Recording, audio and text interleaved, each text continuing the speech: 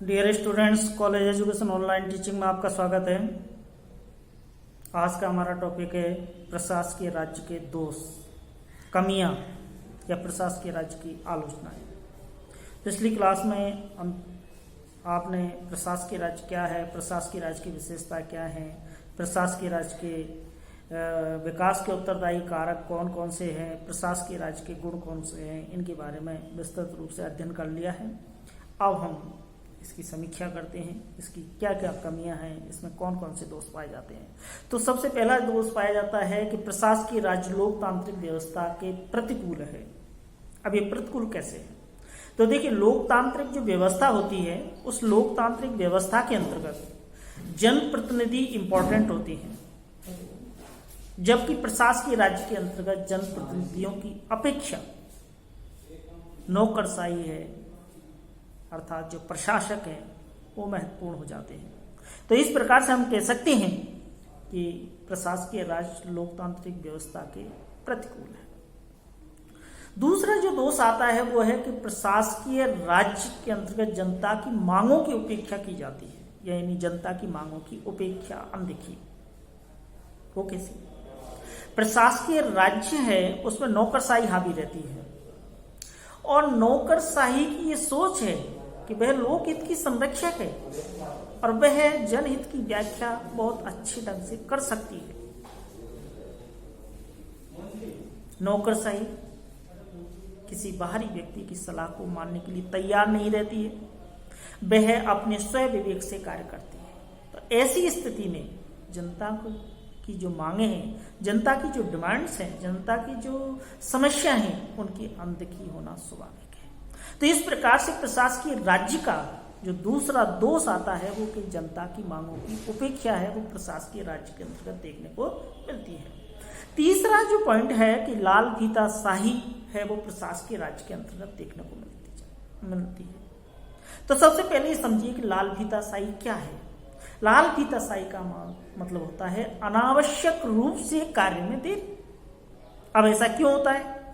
क्योंकि प्रशासकीय राज्य के अंतर्गत नौकरशाही व्यवस्था होती है, और नौकरशाही व्यवस्था है वो पद सोपानीय नियम से संचालित होती है।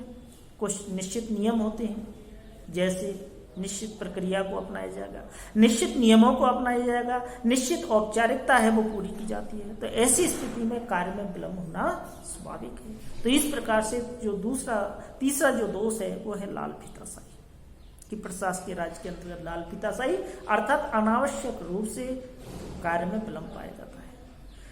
अगला जो है कि प्रशासकीय राज्य के अंतर्गत शक्ति प्रेम देखने को मिलता है, यानी प्रशासकीय राज्य में नौकरशाह होते हैं, और नौकरशाह, इसमें कोई संदेह नहीं है, नौकरशाह शक्ति के भूखे होते हैं, और ये अपनी शक्ति और सत्ता हथियाने के लिए संघर्ष करते रहते हैं।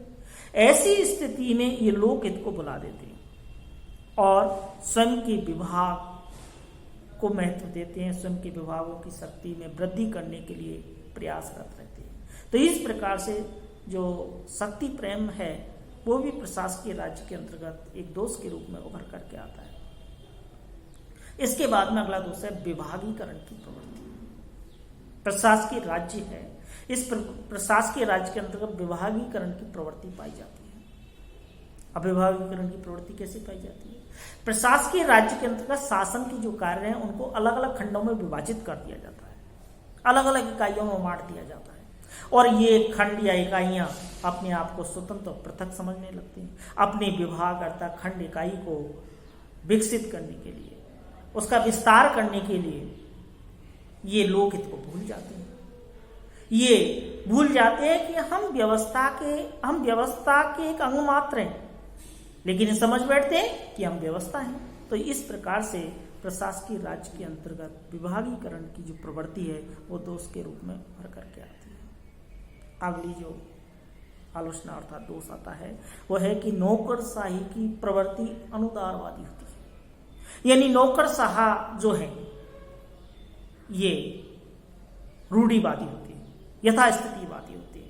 ये किसी भी नवीनता या परिवर्तन की जो प्रकृति है उसको स्वीकार नहीं करते हैं, उसका विरोध करते हैं।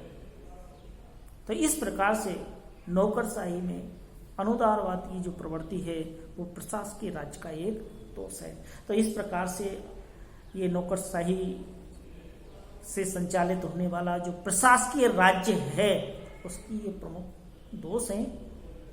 Thank you.